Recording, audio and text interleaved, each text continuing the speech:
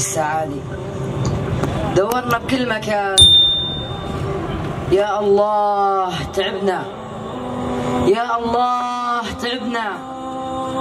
ما ضل في مكان لعب ولا جوالات ولا سهرات إلا وكنت فيها، بس ما كنت لاقي إلا فرحة مؤقتة وبعدين بتروح. وأنا بس بدي أفهم كيف كثير ناس لما بشكي من همي وحالي بيقابلوني ببرود ولا حدا بيسأل لك لوين بدي أطفش، لوين بدي أهرب. ففروا إلى الله،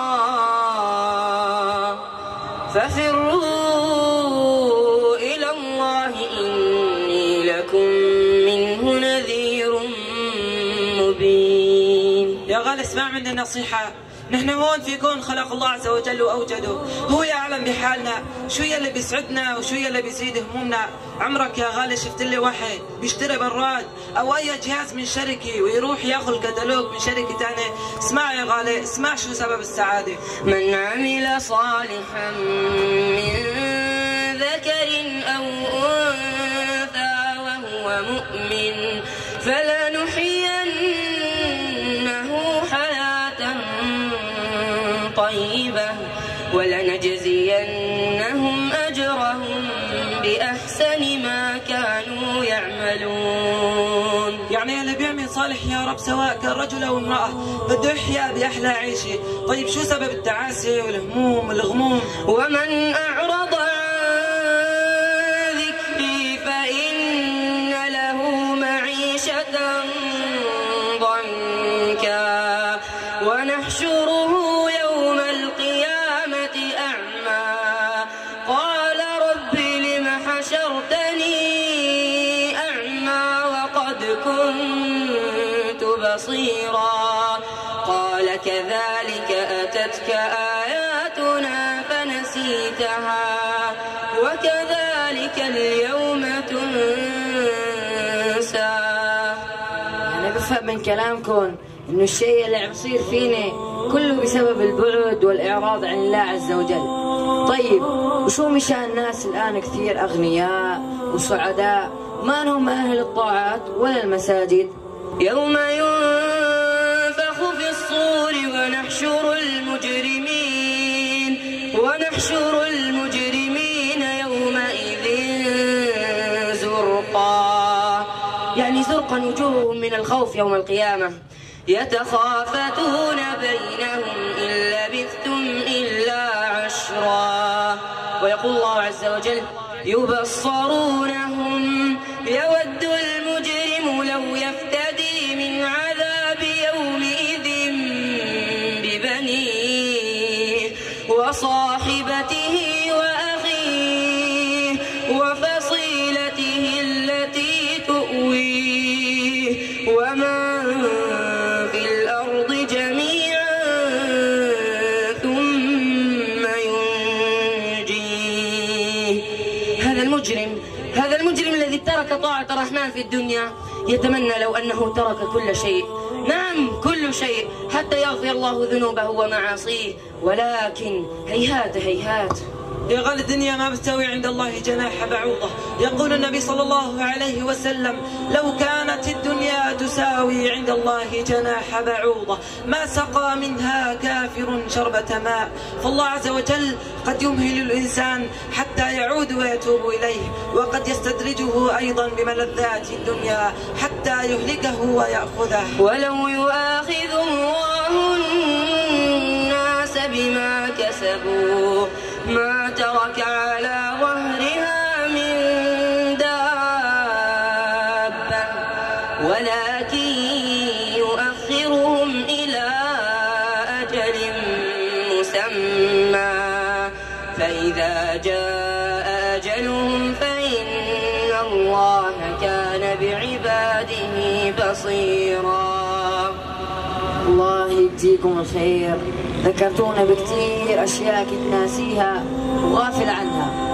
طيب أنا صار لي فترة ما فتت على المساجد، مستحيل إن أكون إنسان صالح بعد كل هالضياع لا يا غالي دير بالك، الشيطان بده اياك، بده يوقعك بالفخ، بده اياك مستمر بالضياع والبعد عن الله عز وجل، بحجة انك صعب تتوب وان الله عز وجل ما راح يقبل لك ولا عمل لانه قصرت واذنبت. تعرف يا غالي شو هي ارجى آية بالقرآن الكريم؟ قل يا عبادي الذين اسرفوا على انفسهم لا تقنطوا من رحمة الله، إن الله يغفر الذنوب جميعا إنه هو الغفور الرحيم.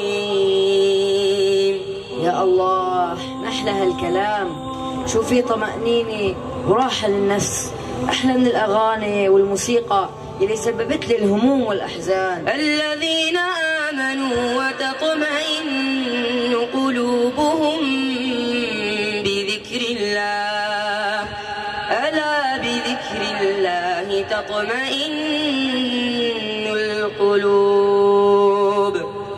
طيب بدي أسألكم سؤال، مو نحن لساتنا شباب؟ مو حرام الشاب يلي بأول عمره يضيع هالعيشة الحلوة؟ ليش مو هالكلام يكون للكبيرين بالعمر؟ هن أقرب للموت. يا طيب الموت لا يعرف لا صغير لا كبير، يا من بدنياه اشتغل قد غره طول الأمل، الموت يأتي بغتة والقبر صندوق العمل، تذكر كم شاب دفنا هذا العام. بعدين يا غالي حياتك اللي بدك تبنيها هي الحياة الحقيقية اللي لا فيها لا هم ولا غم ولا حزن. تعرف ايش بيقول الشاب العاصي اللي فارق هاي الحياة القصيرة وانتقل إلى الحياة الحقيقية؟ ايش بيقول هو مفرط مقصر؟ يقول يا ليتني قدمت لحياتي فيومئذ لا يعذب عذابه أحد ولا يوثق وثاقه أحد.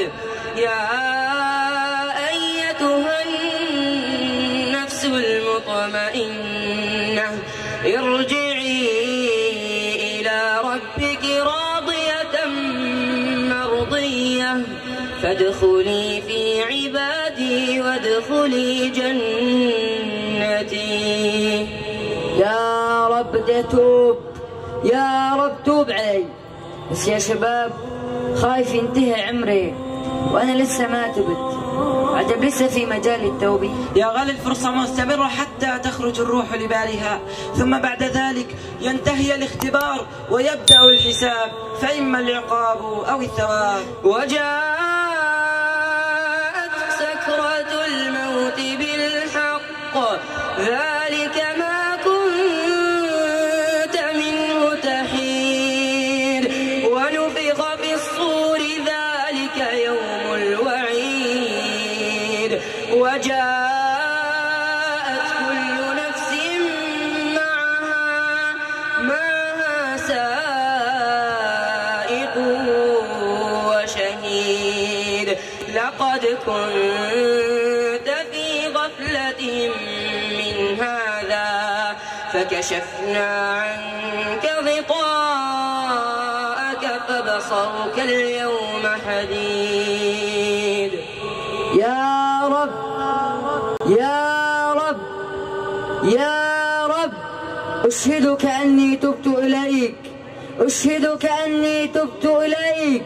اللهم تقبلني تائبا مهاجرا إليك، اللهم تقبلني تائبا مهاجرا إليك. يا رب إني قد دعوتك راجيا، هذا ندائي من صميم كياني، أرجوك رب العرش مغفرة لنا محو الذنوب وجنة الرضوان. إني الغريق وفي اللجاجة أرتمي، إن عز عفوك والهوى أرداني. إن كان عفوك يا إلهي خالصا للصالحين وعصبة الإيمان، فأنا المثقل بالذنوب مكبل بالسيئات فما مصير العاني. أمشي بهون نفسا فموكل الأرواح لن ينساني. أرض الفناء حياتها منقوصة هدمت لذائذ إنسها والجاني. اقرأ كتاب الله تعلم أمرها ما في الوجود ومن عليها فاني. ما في الوجود ومن عليها فاني.